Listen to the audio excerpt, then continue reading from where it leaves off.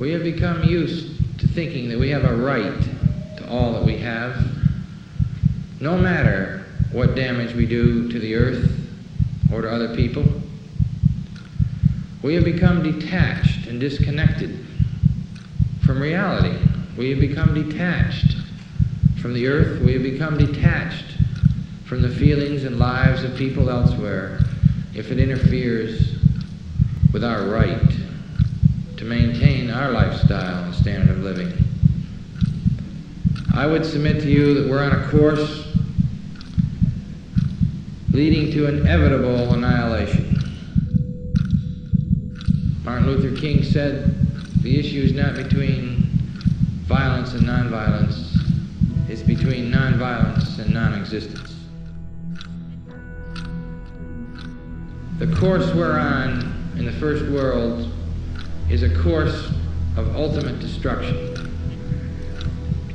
Do we want to be part of this course of ultimate destruction, or do we want to be part of hope and affirmation and justice for all people of the earth and for the earth itself, without which we cannot live?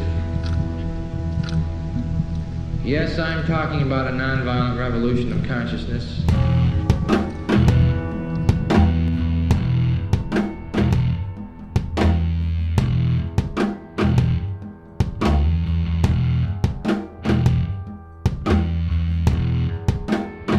Everyone comes to a point in life in which we reflect upon those things that matter.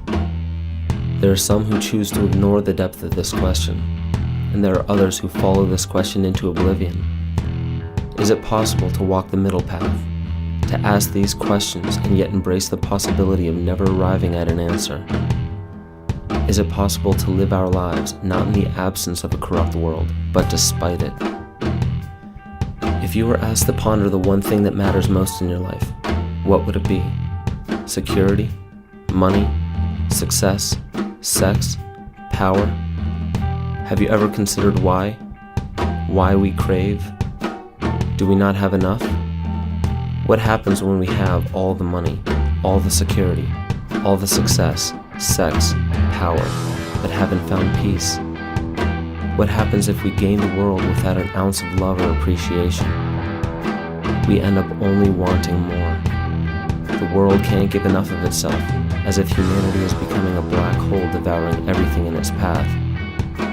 When we receive these things, our first instinct is to protect them from others. We distrust our neighbors because of them. We wage war to gain more of them. However, love is distinct from these.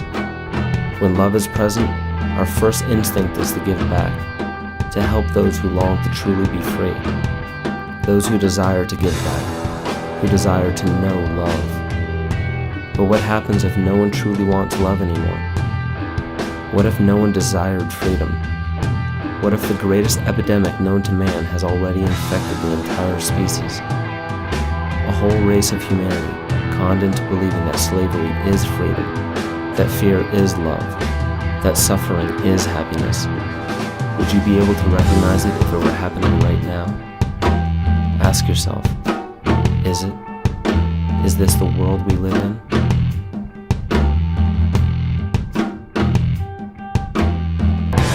You ain't got nothing to live for, you're better off dead. Yes, but what if a man has got something to live for? That's different. Then nothing should stand in his way.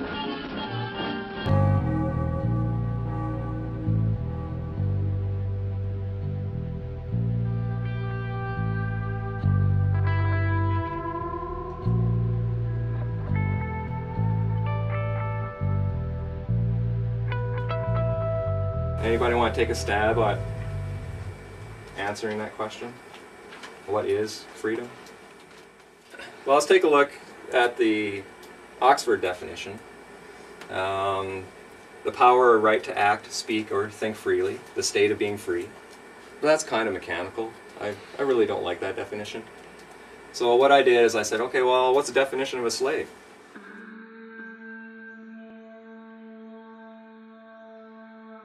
A person who is the legal property of another and is forced to obey them, or a person who is excessively dependent upon or controlled by something. Okay? So if you're dependent on something, are you free? No. No. If you're controlled by something, are you free? No. No. So if we want to be free, then maybe we need to get rid of our dependencies and the controls in our life.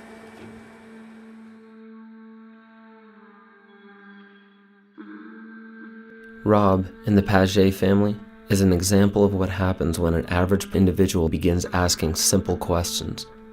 Rob has removed himself from under external government and jurisdiction.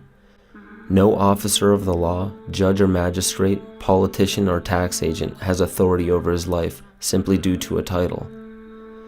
The land on which he lives is treated with respect and appreciation. He has drafted his own Declaration of Independence and his own Constitution. He has truly broken the bonds that fetter so many of us to dependency and dogma. However, to do this, far more than physical barriers had to be destroyed. Upon Rob's realization that he is truly becoming free, an inevitable realization of responsibility presented itself.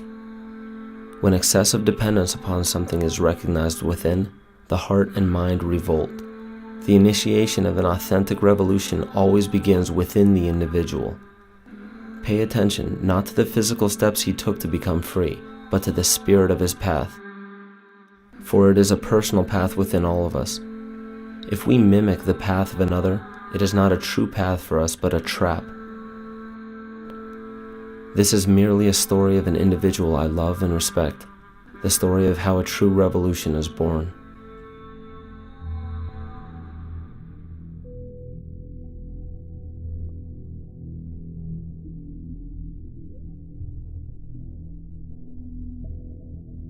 With self-governance, I am 100% responsible and 100% accountable for everything that I say and do.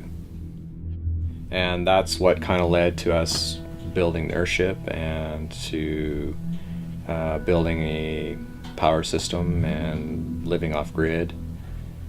But when we talk about off-grid, it's not just the power grid that we're talking about. There's also the corporate grid. And so myself personally, I've gotten rid of the mortgage, credit cards, loans, bank accounts.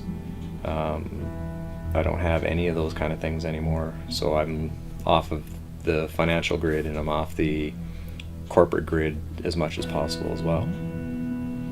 If I started growing our own food, generating our own power, then we're not susceptible to disruptions in the grid should there be a failure. And because of its complexity, the probability of that happening is increasing over time. The complexity of a system is a direct reflection of the amount of burden that the people are placing upon the system.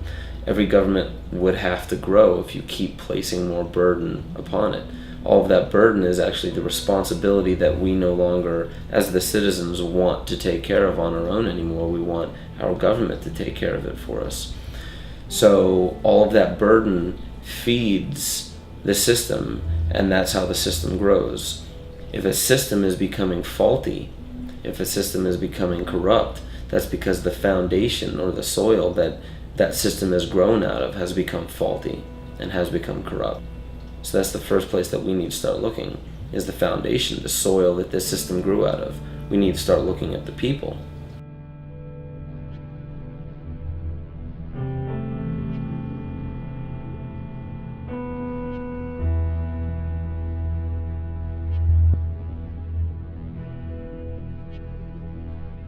There's a fellow down in the U.S., Taos, New Mexico. He's an architect. What he's doing is he's building earth-rammed houses, which are passively solar heated, out of automobile tires. And you stack the tires like bricks, pack them full of dirt, and they're backfilled, and they're completely off-grid. The sun heats the dirt and the mass, and that heat then radiates back into the house. And then in the wintertime, because the sun is so low, it penetrates deep into the building to warm up the building, and in the summertime it's really high, so it doesn't penetrate the building at all, and it keeps the building cool. And collect water off the roof into cisterns, and we recycle water in the house, and solar panels for power generation. So the house essentially is like a self-contained ecosystem because it collects its own water, treats its own waste, generates its own power, generates its own heat, and it's all built out of recycled materials that are abundant out in our ecology. There's automobile tires all over the place, right? So trying to build houses out of materials that you can find readily laying around.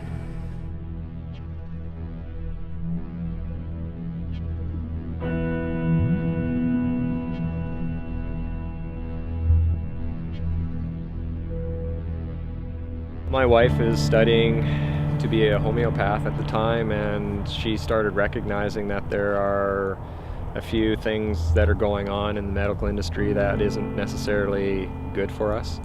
And through the process of learning about some of the medical issues that we were learning through Carrie's education, it started to wake us up to some of the other things going on in our economy and in our political system and that kind of stuff.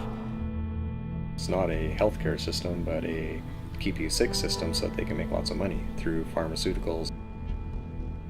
I held on to crap in my life, and whether it's emotional or mental, and my body had a real hard time dealing with it. You know, I've since learned that it's holding on to that stuff is what causes cancer and, you know, all kinds of illnesses and distress on the physical body. So we decided to take our matters into our own hands and be responsible rather than react to what was going on. We decided to be proactive. And so we came out while the economy was at its hottest, and we sold everything, came out here. That all stemmed really from some of the things that Carrie was bringing back from her studying, and she brought this term natural person back from school and said, "Hey Rob, you know, have you heard of this?" No. So I started looking into it and realizing that there's this huge deception going on in the political arena, well, and the medical arena and the economy and all that kind of stuff too. But my initial reaction was I was extremely angry and upset. How dare they do this? You know, they're supposed to be there to protect us and guide us and help us, not manipulate us. And that's kind of started my road towards trying to understand their system and learn what human rights is all about and what freedom is all about.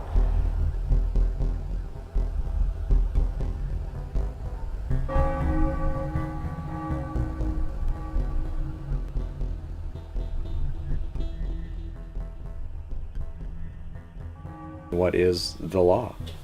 What laws apply to every single man on this earth? Because they often say no man is above the law. Okay, so which law are they talking about then? Well, there's common law, there's civil law, there's contract law, there's Sharia law, there's Christian law, like there's all kinds of laws. Mm-hmm. Admiralty is just one of them.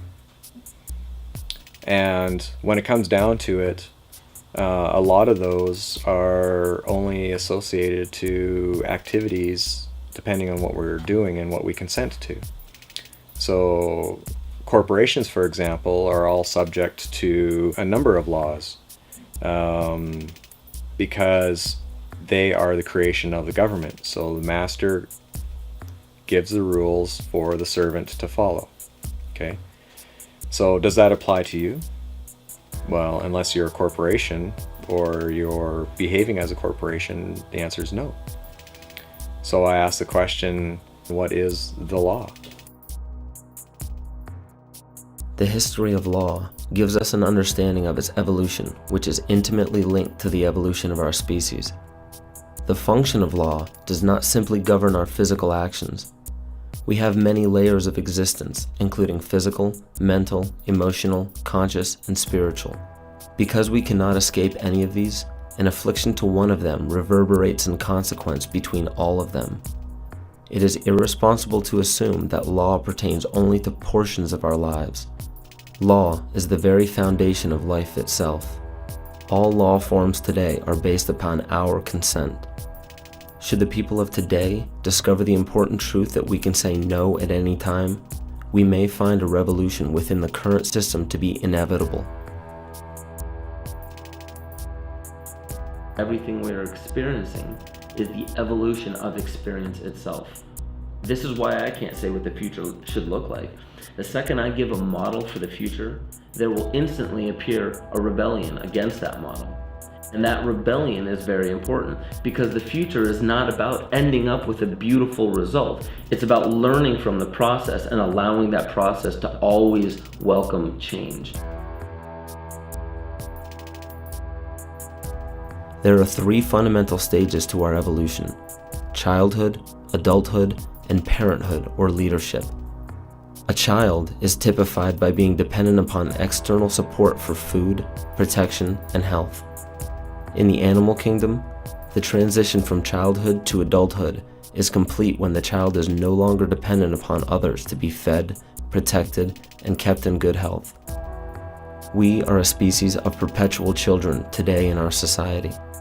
And as easy as it would be to blame the political, economic, and societal system that breeds dependent people, it is an inescapable truth that the entire system is a reflection of the condition of its people.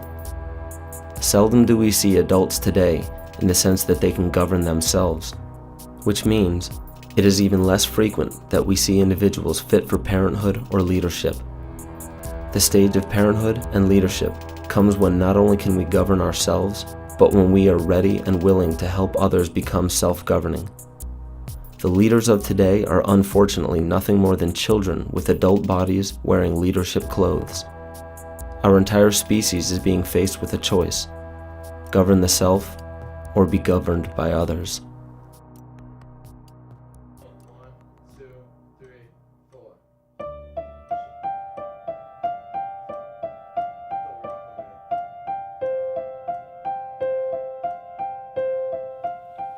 Problem with courts these days that I see is that people don't see them for what they really are. I was raised to respect authority, follow the authority, and do as they say. And I think most people are brought up that way. What I've learned though is that authority is based 100% on our consent to being governed. And I found a Supreme Court ruling that says that the consent of the governed is a foundational principle of democracy. Now, what's consent?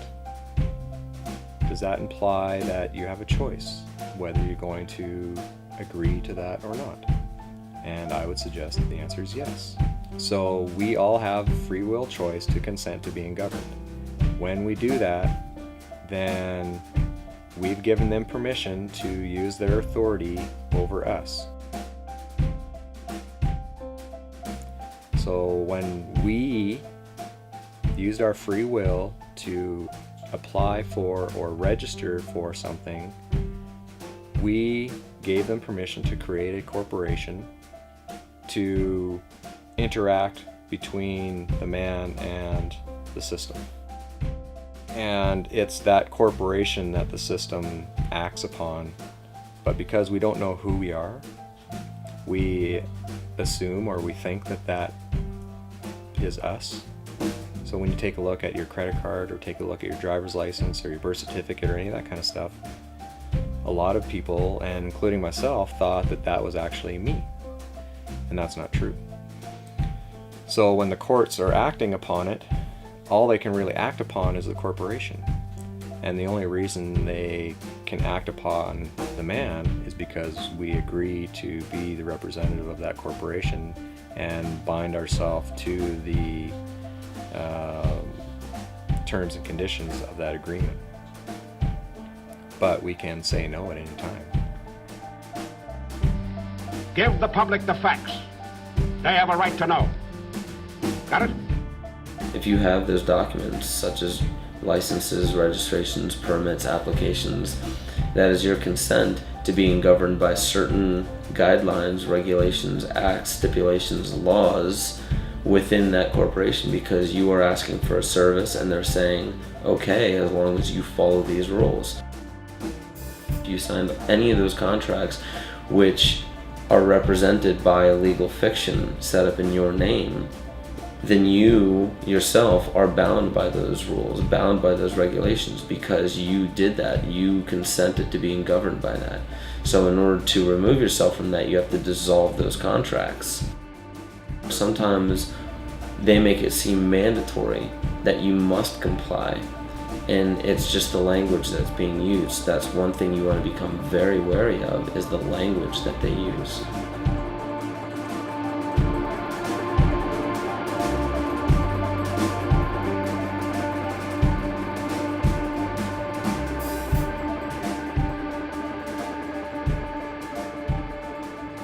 If I was to ask you, how do you define person, what would the normal definition out in our community be for that word? Human being. And if we take a look at the dictionary, it says a human being regarded as an individual. That's what we would normally view the word person to be. In law, okay, now we're using their words. Whenever you're dealing with corporations and the government and all that kind of stuff, person means an individual or incorporated group having certain legal rights and responsibilities. Not a human being regarded as an individual, but as an individual or corporation. So they actually said, compare artificial person and natural person. So I did. So I looked it up and I compared them. Artificial person, a legal entity, not a human being. Natural person, a natural person is a human being that has the capacity for rights and duties. Just because you have the capacity doesn't mean that you're going to use your free will to exercise them. You have the capacity for rights and duties, but it's up to you to exercise them. I actually found the legal dictionary that they use in the US. So every time they argue about the definition of a word, yeah, it's a volume that's as long as my arms of books. So by curiosity, I looked up the word person. And on each page there was probably, I would estimate, about 15 different definitions with each court case.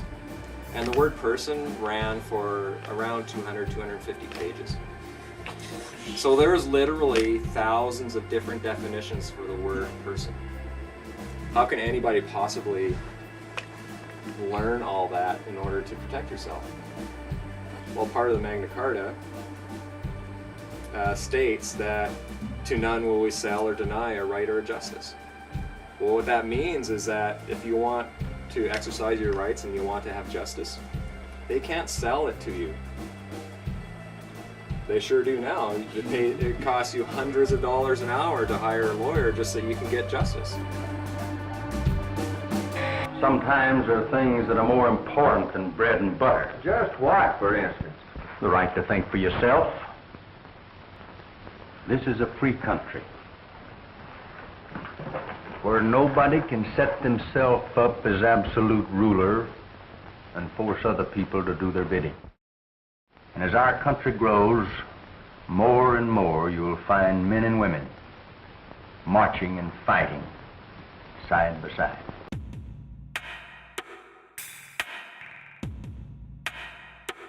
So at the Revolution, the sovereignty devolved on the people, and they are truly the sovereigns of the country. But they are sovereigns without subjects, with none to govern but themselves. The citizens of America are equal as fellow citizens. And this was a U.S. case in, what's the year, 1793.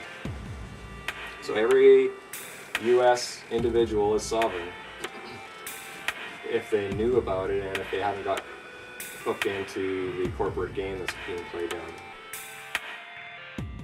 So, a sovereign, a person, body, or state vested with independent and supreme authority. So, if you're sovereign, does that mean that somebody else has authority over you? No. You have the supreme authority. What about an officer of the law? They have no authority over you. They're your servant, okay? But what they do is they try to get you into a contract so that you contract away your rights so that they then have authority over you. Asking for a driver's license, insurance, and registration. If you give it to them, that's a contract. You then gave them authority. Then they can do whatever they want to.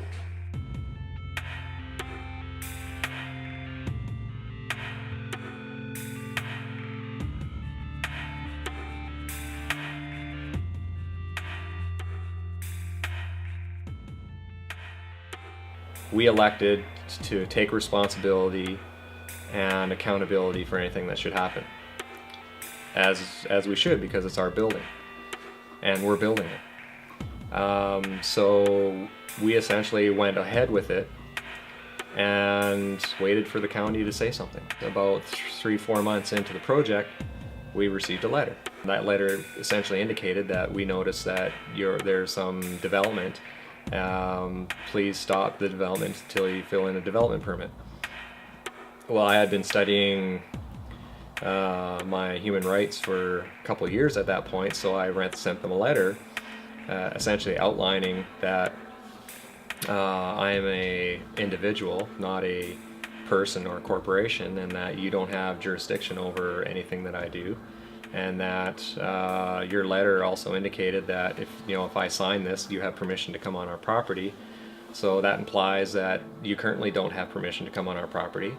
So I essentially told them, you're gonna have to provide me with a proof of your claim that I have to follow the guidelines of the Municipality Act, and they do not have permission to come onto our property. About a week later, the tax assessor showed up, and I asked him, well, are you here as an agent of the county? And he said, yes. And I said, well, can you tell me which parts of the act that your authority comes from? And so he told me, and I said, tell you what, let me look those up and I'll get back to you. And he was quite reasonable. He agreed with that, and he left without any incident. So I looked up the act and found out that he had to give me reasonable notice, and because he was an agent, I had already told the county that they didn't have permission to come on the property. So I had grounds for several charges, if I wanted to, of trespassing and breach of the Municipality Act against this guy. So I confronted him on it. The final result was I got a letter from the minister indicating that I had several good points in my letter, and that he encouraged me to settle my dispute with the county, and he essentially washed his hands of the whole thing. And I haven't heard from the county since. They've left me alone now for 2 years.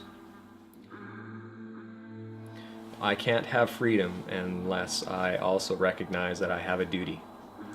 And I have a duty to share with people what I've learned from not only the legal aspect, but also the spiritual, emotional, mental, and physical freedoms that I've been working on. I felt that part of my duty was to start getting out there and start teaching this.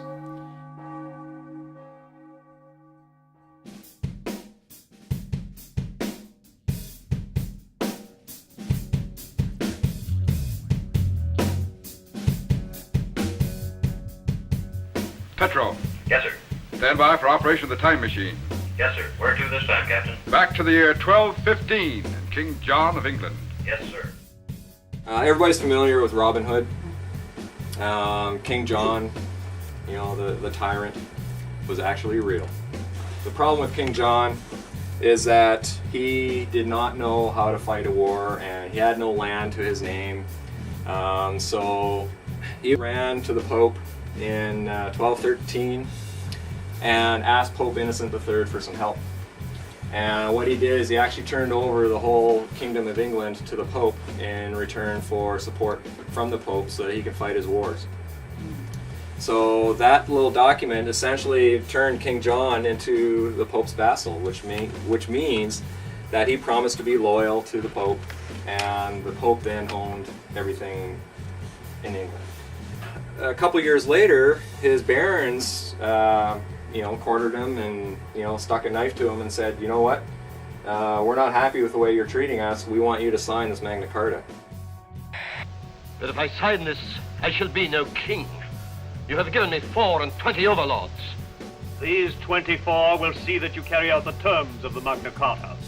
You have no choice, King John, but to sign. So the Magna Carta was the basis of English law. That's right, Jet. And the basis of American law as well. The English Magna Carta became the model for the American Bill of Rights.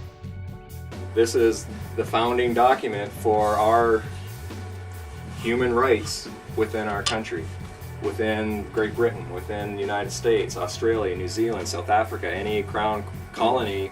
Their legal systems are based on this document. But he was doing it at knife point. He's under duress. Is that a legal contract? No.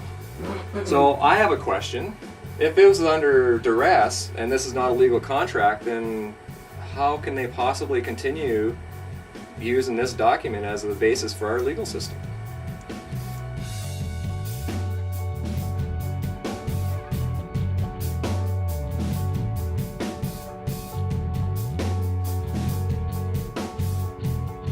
I would suspect that most people would recognize that a valid contract would require that the individual sign on his own free will. And that wasn't the case. And the Pope at the time, Pope Innocent III, recognized that as such because he also said that it was invalid.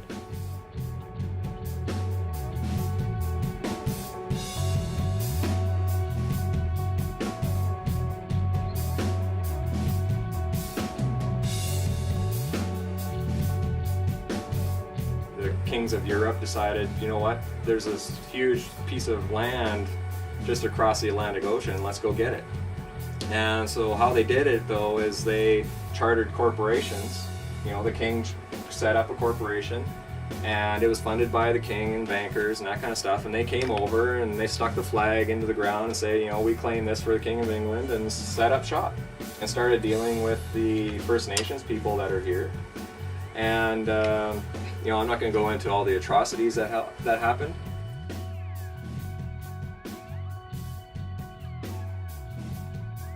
Literally millions of First Nations people died, either as a result of disease, wars, starvation, and so that genocide took place just so that they can colonize this land. You know, it's a sad chapter in our history. But we also have to recognize that that's the past, and so let's move on and let's try to live in harmony with one another now without pushing our will against another, and try to come to terms with the things that were done in the past. It was essentially the corporation that came and conquered this country, or this land, I should say, not the country. They came and conquered this land. It was all corporations that came.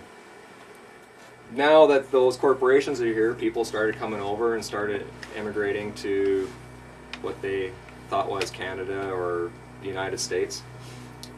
And then in 1867 they passed this thing called the British North America Act. Now, did the people here vote on this? No. This is a piece of legislation from Great Britain. That's all this is. The BNA Act is just legislation from the Parliament in Great Britain. But it was passed off on us as a constitutional document. In order for you to have a constitution, the people have to vote on the document, not the representatives in the legislature. This document merged all the colonies into one colony called Canada. That's all this document did. But it was passed off as forming a country. The people of Great Britain went and started traveling around the world and bringing their legal system with them.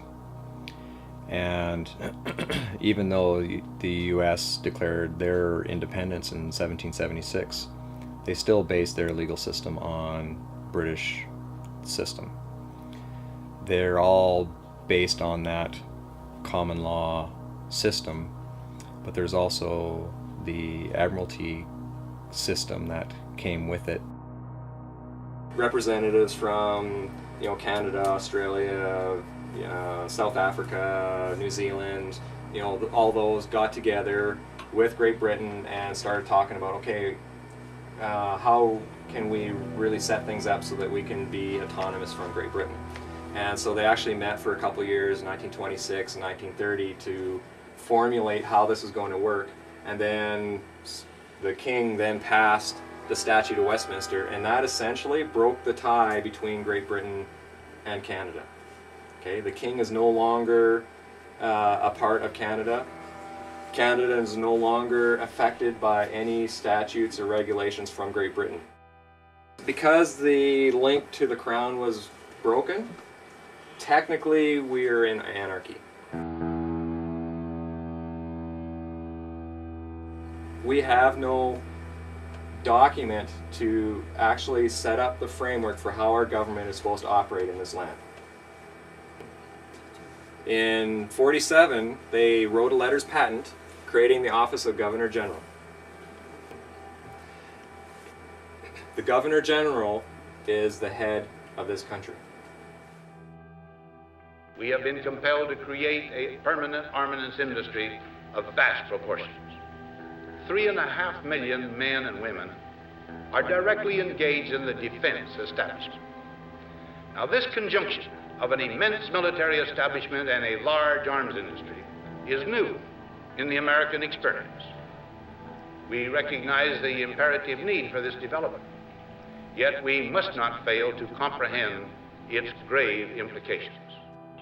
There's not one piece of territory or one thing of a monetary nature that we want out of this war. We want peace and prosperity for the world as a whole.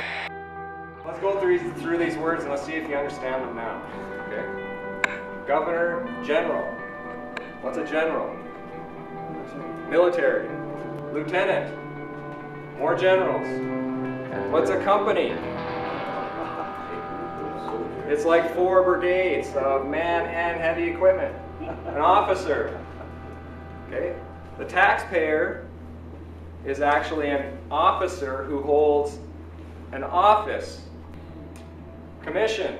How many here work for commission under a social insurance number? So you're actually a commissioned officer. Okay, so even some of the financial terms have military connotations. And it's all done under admiralty, which is military.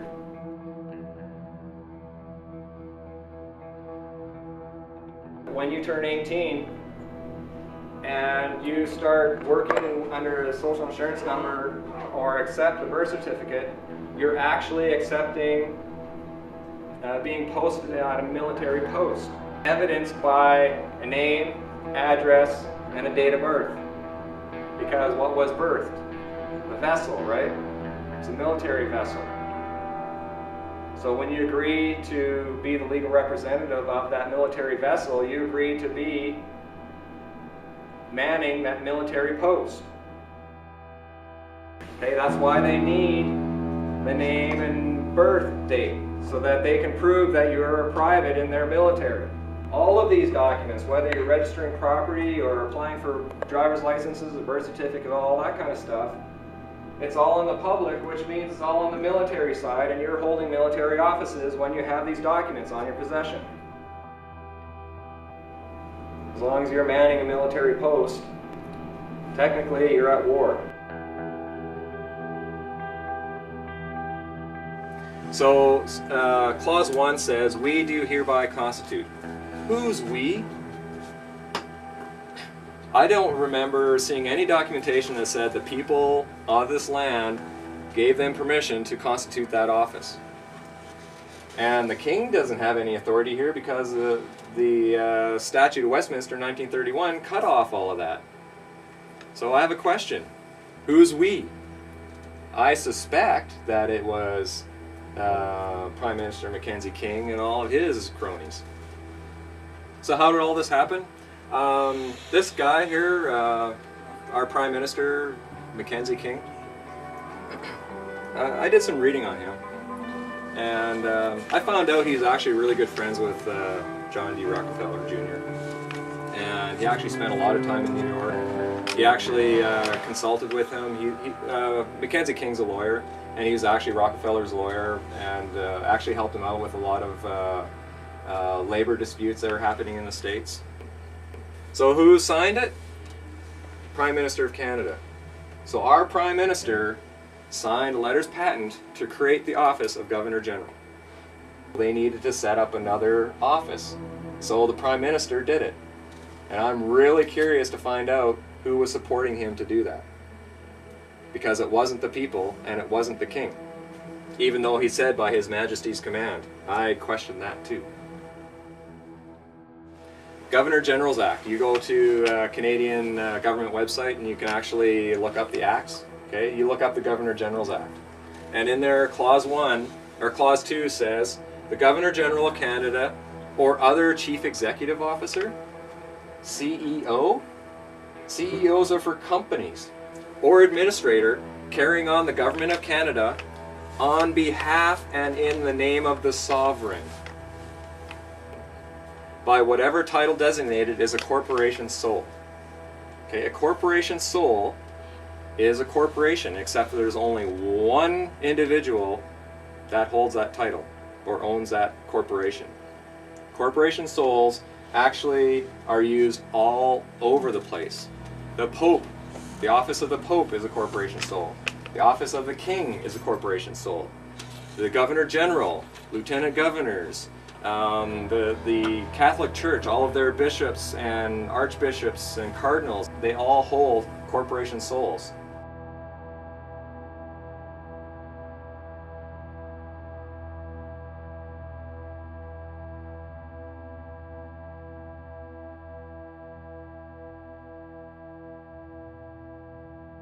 This was on the Governor General's website about 10 months ago. You won't find it now because they changed it. So I'm really glad I got a screenshot of it. But it says here, Canada is a parliamentary democracy and a constitutional monarchy. Yeah, whatever. This means Canadians recognize the Queen as our head of state. Canada's Governor General carries out Her Majesty's duties in Canada on a daily basis and is Canada's de facto head of state. Does everybody know what de facto means? Illegitimate but in effect. So it has no legitimacy, but because we've all accepted it, that gives it force and effect.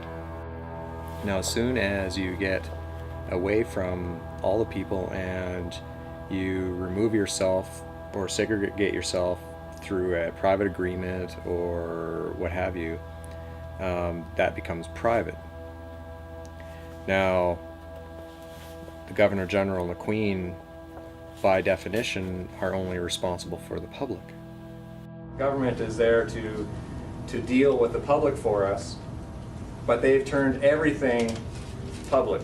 As soon as you register property like land or vehicles or any of that kind of stuff, you turn that into a registered item which is in the public. If you're in the public, they assume that you're vulnerable and that you need protecting from others and from yourself. As soon as you're using all of your corporations, that's all on the public side and that's all governed by the public, which is the government. So part of the process that I went through was to actually explicitly say, I do not want to be governed.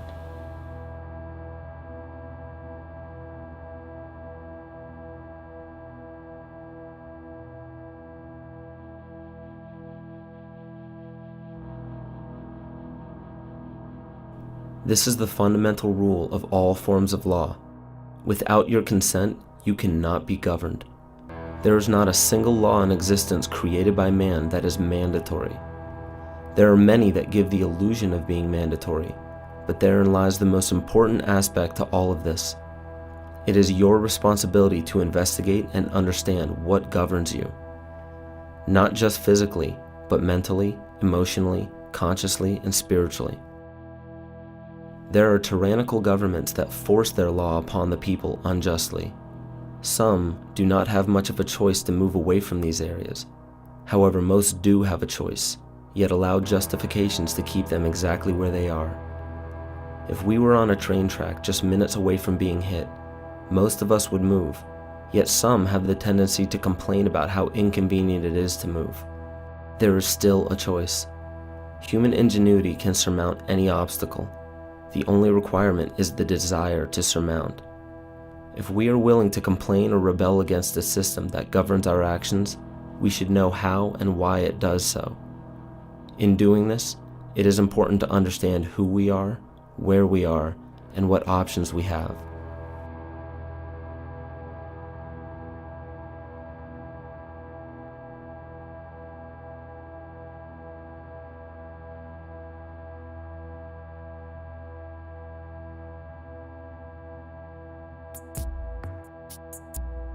Well, what's Canada defined as? In the Interpretation Act, Canada, for greater certainty, includes the internal waters of Canada and territorial sea of Canada. Okay, now that word includes is a tricky word. There's a legal maxim that says the inclusion of one is the exclusion of all others. Okay, so whenever you see the word includes, it means it's this and nothing else. Hold on here. You're trying to tell me that Canada is just water? Yes, it is. This red, that's Canada. We, sitting in this basement, we are not in Canada. Well, the term Turtle Island, my understanding, is an actual word that the First Nations people called North America. When the Europeans came over, they then started putting their own terms and words to the land. However, it was all done through corporations. Well, that's why they need the Admiralty courts, because Canada is only water. You can't have law of the land if you have no land. You need Admiralty courts to operate in Canada because it's all water. You need your ships. Okay. Everybody know where they fly the flag on the Parliament buildings in Ottawa? On the top of the Peace Tower, because they don't have any land to plant their flag. You need land to plant a flag. Take a look at the U.S. Securities and Exchange Commission. You type in the word Canada, it's listed there. Canada actually has to file with the U.S. Securities and Exchange Commission every year.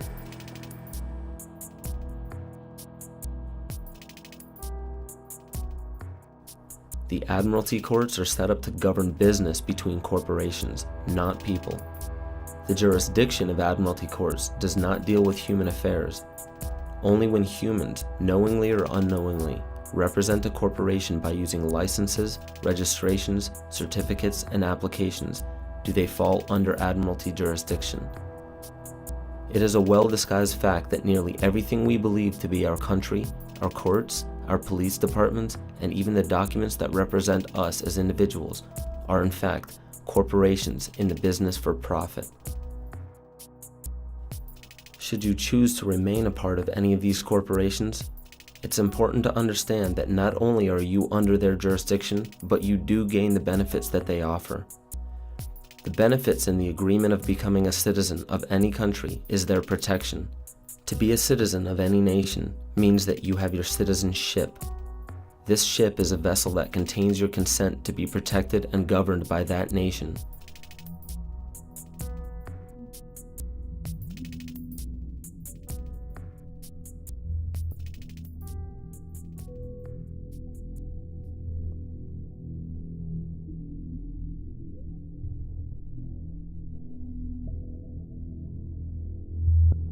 It was November of '07 when I actually got pulled over by city police. You know, they had 2 or 3 police cars there, but what essentially happened is he came up to the window and said, you know, asked me for my driver's license, insurance, and registration.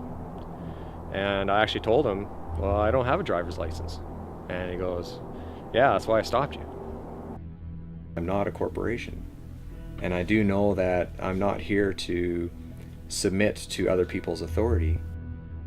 I didn't realize it at the time, but I was actually testifying to him. I didn't need to tell him that I didn't have any of those documents. At that point, he then asked me, well, what's your name? Well, I told him, well, my friends call me Rob.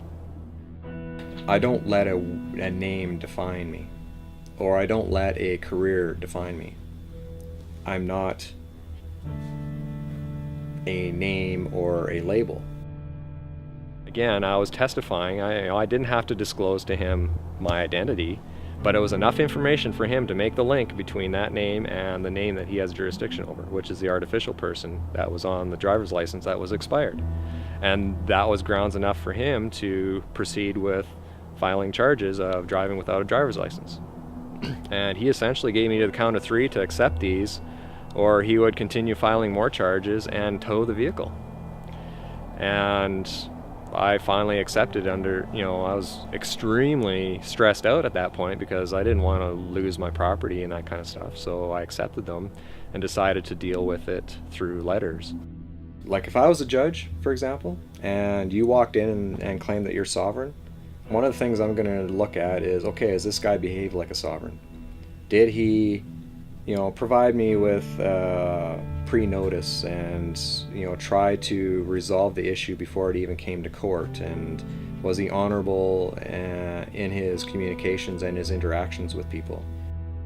So at that point, I started a letter campaign, writing letters to him to ask him, for proof of claim of a whole bunch of things that he was claiming over me. And he essentially ignored all of those. So I showed up in court for the plea. Okay, now I know what the plea is all about, right?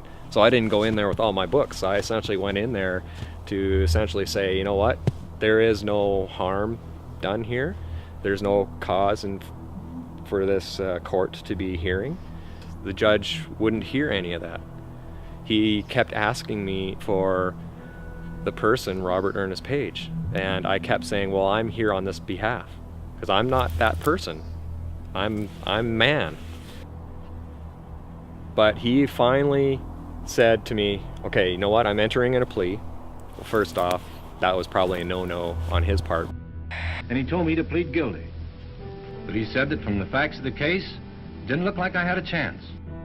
Then he told me, make sure that that person is in court. I was still nervous, I was still shaken and that kind of stuff, but I left court excited because I successfully got the judge to recognize me for who I am, not as that artificial person. But I still have court to deal with. So when I got there, the Crown called me up, so I went up there. This is before the judge was there. And he asked me for my name. I didn't give him a name. I told him I'm a third-party intervener under injury because the artificial person's being called to court, not me. But I'm the one that was injured. I was stopped, which is an injury, detained for an hour and a half, and had to go through a whole bunch of letters and that kind of stuff. So he pointed to the ticket and goes, well, is that you? And I told him, that is not me. And I think he was getting frustrated. He said, go sit down. So I went and sat down. All I know is that when they resumed court, they heard the rest of the cases, and then they called Robert Ernest Page up, and I stood up, and she turned to me and said, case dismissed on lack of evidence.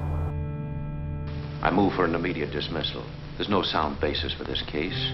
There's not the slightest evidence. That was tremendous feather in my cap because I was able to successfully stand as a man in front of them without them intimidating me and let them know that I know how this game works now. Never a few men try to take over the rights of honest citizens. They always fail. They sure do.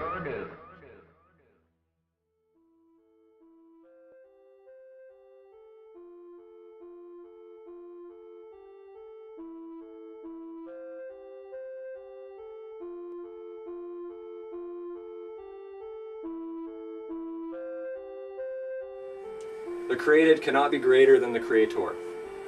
Whether you believe in God or Allah or Mother Earth or whatever, that's your creator. I believe in God. God's my creator.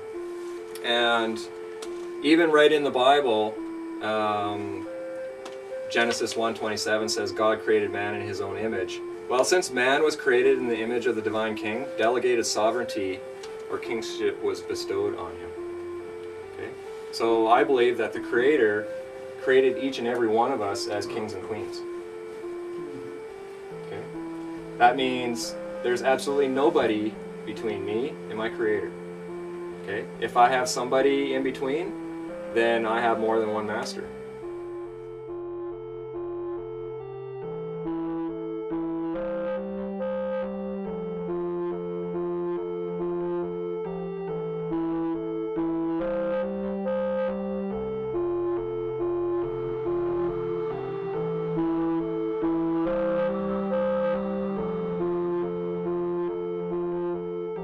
Masters could be the pursuit of money. Money would be one master that I used to bow to. I would do anything for money. Other people, I used to submit myself to other people's authority without even question. Whether that be, a teacher or politician or police or whatever. Does that mean I don't respect them? No. I honor them for who they are and what they're doing and the path and the journey that they're on. But does that mean I have to bow to them as a master? No. Anything one fears could be construed as a master. But that also means that our creations are our servants. Okay? We created government. We created the corporations. We created all the bylaws and legislation. Okay? They're there to serve us. We're not completely out of it yet. We still have dependencies on our internet connections and our phone bills because we still want to communicate with people. But for the most part, I've been able to unwind myself from the vast majority of all of those requirements that most people have. Years ago, I was very materialistic. I was, working hard for, big houses, big cars, lots of money, that kind of stuff. And then when I recovered from my depression, I realized that life is all about my relationships. Relationships with individuals like yourself, my friends and family, but also with relationships with my food or my environment. Sometimes I still struggle with that. This is a journey. It's not something that's, open a door, walk through, you're a changed man, and this is something I'll probably have to struggle with the rest of my life. Every once in a while I stumble, but I see it for what it is and forgive myself and just move on. And that whole entire process was a lot of hard work. Like, it was extremely painful, took a lot of energy, but I'm at a point right now where if I had to do it again, I would, because I learned so much about myself. And it positioned me very well to actually get together again with my wife. We were separated for 3 years. We reconciled the marriage, and we've been going strong now for almost 10 years. I believe the solution's available for anybody, whether you live in a democratic society or under a dictatorship or whatever. I believe the solution's simple, and I believe the solution is within ourselves. There are billions of people wandering this globe with perspective, scope, belief, dogma, morals, fears, desires, and hidden agendas. It's difficult to comprehend exactly what drives each of them. When looking at the surface of this unique condition the planet is in due to only one species, it may seem as if we aren't truly interested in freedom anymore. Maybe we're not truly working towards growth, prosperity, and peace. Again, it's difficult to pinpoint why we are a species of perpetual war and perpetual deceit, matched by perpetual heroism and perpetual compassion. There is no one answer to explain it all, and yet even if there were, it wouldn't be the intellectual answer that we desperately want it to be. The most we can do as individuals is to begin acting like individuals instead of acting like machines on autopilot from some primal program set in motion millions of years ago. What would this planet look like if we took back the one power we consistently give away? Choice. because there is always a choice. Good, bad, indifferent, there is always a choice. Love, fear, growth, decay, life and death, there is always a choice. And the picture-perfect ending or eternal struggle is but a consequence of the direction we choose to travel from here. So rather than looking at fear, right now, look at this as the moment of opportunity, because there's something so much better on the horizon, but we can only get there by eliminating the structure as it is now, because the structure as it is now is providing for our extinction. Let the word go forth from this time and place to friend and foe alike that the torch has been passed to a new generation born in this century, tempered by war, disciplined by a hard and bitter peace, proud of our ancient heritage, and unwilling to witness or permit the slow undoing of those human rights to which this nation has always been committed and to which we are committed today at home and around the world.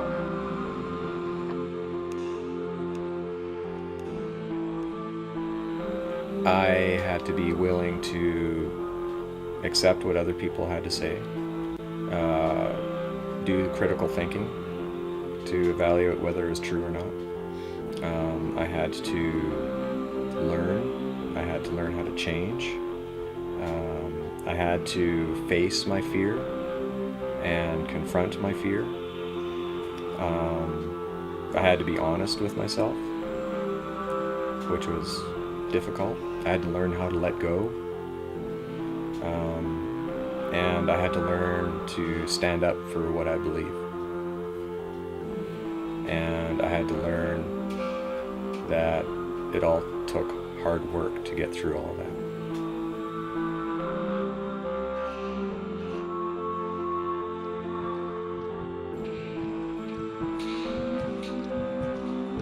Yes, I'm talking about a nonviolent revolution of consciousness.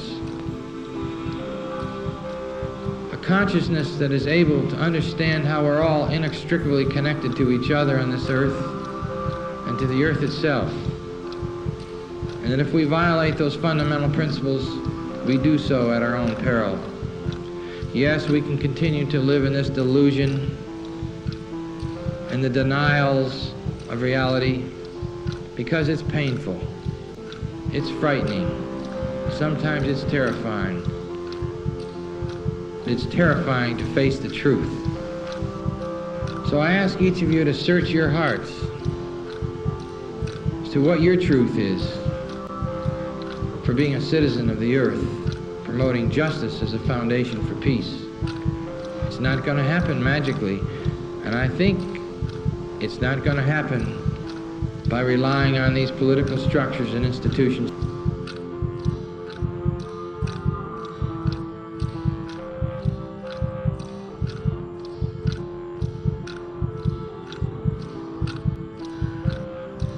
I think we're going to have to wage peace in the most extraordinary ways, whether our government wants it or not. You will know in your heart what to do, but I know that without a nonviolent revolution of consciousness, we will not survive as a civilization or as a planet. We can choose to have peace if we want to pay the price. And what more glorious goal and value do we want than peace for all people? And so I look forward to working together with you all, with we the people, to build a new society.